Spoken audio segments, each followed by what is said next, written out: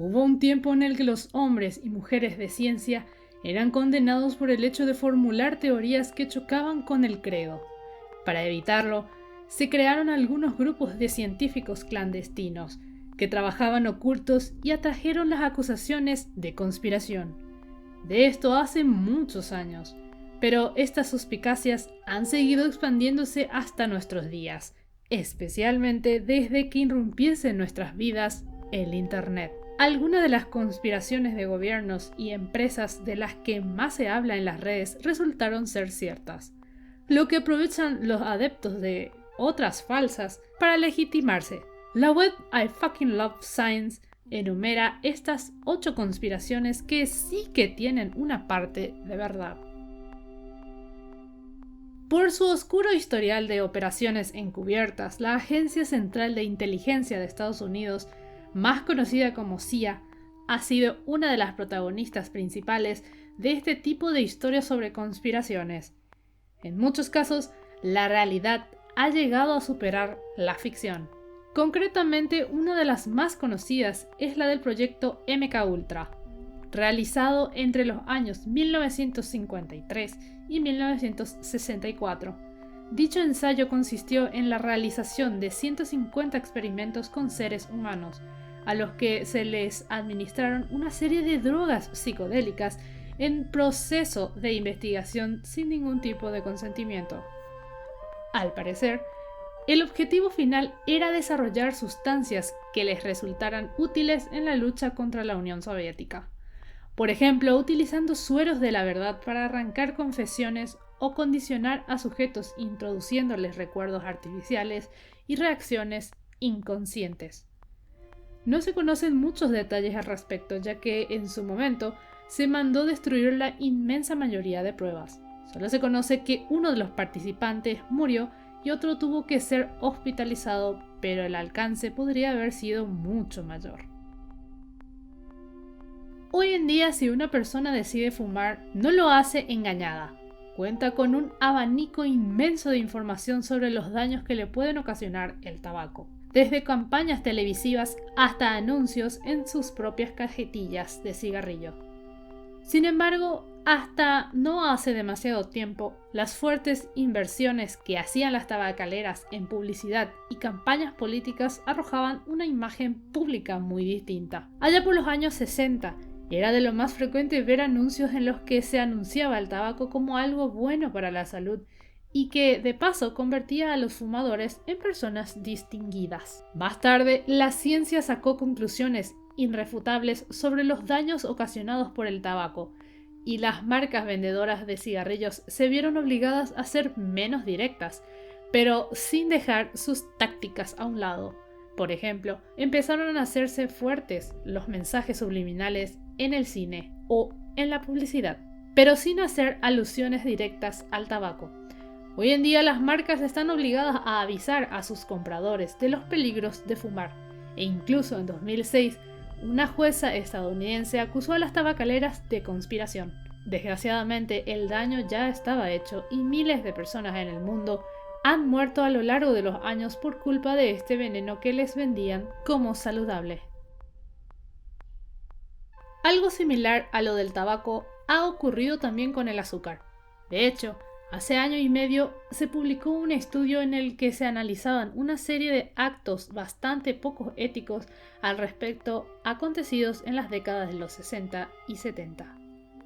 Por aquel entonces arrancaron varios estudios con el fin de investigar qué factores de la dieta podrían influir en el desarrollo de trastornos cardiovasculares. En un principio, los dos candidatos principales eran los azúcares y las grasas saturadas, pero pronto los primeros se destacaron dejando a las grasas como únicas culpables de todos los males del consumidor. Varios científicos, entre ellos una editora de la revista Science y un profesor de Harvard, lo confirmaron e incluso alegaron que una dieta baja en grasas permitía aumentar el consumo de azúcares sin riesgo para la salud. Con los años, después de que nuevos estudios contradijeran totalmente estas teorías, se descubrió que ambos habían mantenido correspondencia con la entonces llamada Fundación para la Investigación del Azúcar y que ésta podría haberle subvencionado sus investigaciones a cambio de un informe positivo. Uno de los temas predilectos de los fanáticos de la conspiración es de los avistamientos de objetos voladores no identificados, desde los que aseguran haber visto algunos de lejos, hasta los que creen que han podido ser abducidos. Son muchas las personas que creen en este tipo de fenómenos. Es importante ser precavidos. Así lo confirmaron recientemente fuentes del Pentágono, que sacaron a la luz la existencia del Programa de Identificación de Amenazas Aeroespaciales Avanzadas, una iniciativa cuyo fin era detectar posibles objetos voladores de dudosa procedencia, y que, antes la inexistencia de resultados, terminó siendo abandonado. Incluso hay una serie de History Channel que les voy a poner el link aquí abajo. Está muy buena.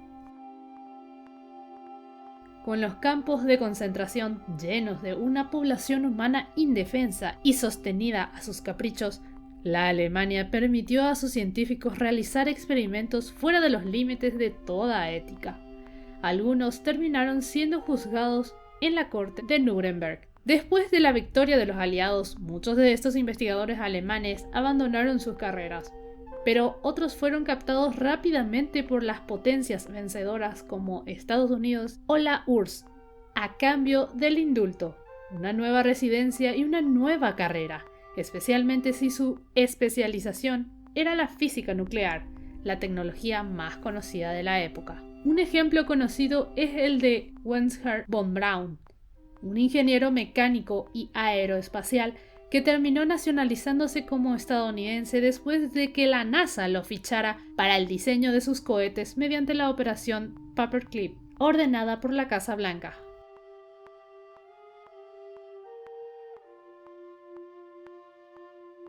El periodista y locutor de radio estadounidense Alex Jones es sin duda uno de los máximos defensores de las teorías de la conspiración de ese país. Por ejemplo, defiende a pies juntillas un supuesto ardid del gobierno para convertir a los ciudadanos en homosexuales adulterando su bebida. Según él, se vierten a las aguas de los ríos sustancias tóxicas que convierten a las ranas en homosexuales. Y en realidad ocurre por el estilo. Según un estudio llevado a cabo en 2010 por investigadores de la Universidad de Berkeley, algunos químicos contaminantes como el pesticida atracina afectan el sistema endocrino de 1 de cada 10 ranas, provocando que los machos la secreción descontrolada de estrógenos. Esto los convertía biológicamente en hembras, que incluso podrían poner huevos. Por supuesto, esto no tiene nada que ver con el concepto de homosexualidad o de transexualidad que se da entre humanos. No es tampoco el único caso de un químico que cambia así el género de una especie animal. De hecho, es bastante común también en camarones y peces payaso, pero no existe ni en el mínimo indicio de que las aguas contaminadas pueden afectar del mismo modo a los seres humanos. Afortunadamente, hoy en día, los principios de la biotécnica son toda una autoridad a la que deben obedecer los científicos antes de poner en marcha un ensayo clínico que conlleve la participación de seres humanos. Sin embargo, hace años los investigadores obran libremente, muchos de ellos dejando a un lado cualquier asomo de moralidad. Uno de los ejemplos más escalofriantes es el del caso Tukengi, un estudio sobre la sífilis desarrollado en 1932 que contó con la participación de 600 hombres afroamericanos como sujetos. Desarrollado por el Servicio de Salud Pública estadounidense, era comprobar el progreso natural de la enfermedad venérea. Tratándose de una comunidad empobrecida del estado de Alabama, en donde eran vigentes las leyes de segregación racial, se les dijo que serían tratados de forma gratuita, pero se les inyectó un placebo y no se puso ningún control al desarrollo del trastorno. De hecho, ni siquiera después de que la penicilina fuera aceptada como tratamiento seguro, se les hizo llegar la noticia, por lo que muchos terminaron muriendo entre terribles sufrimientos, contagiando también a sus parejas en muchos casos.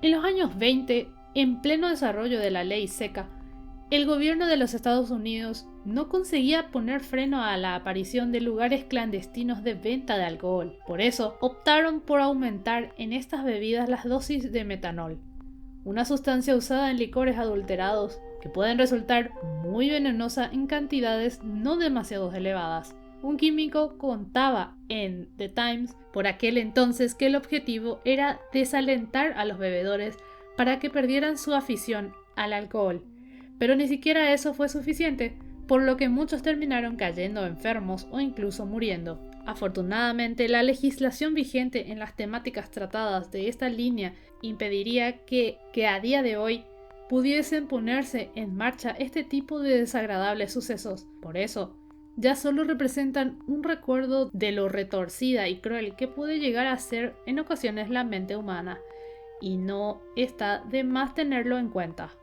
Y dime, ¿cuál es tu opinión y cuáles son las teorías que más quieres que hable en el canal? Estas son algunas, pero quisiera hablar más de conspiraciones. Si quieres un tema así, solamente comenta y yo estaré analizándolo. Muchas gracias. Ya saben que pueden seguirme en todas mis redes sociales. Comenten, denle me gusta, activen la campanita, compartan con sus amigos y familiares y hasta la próxima.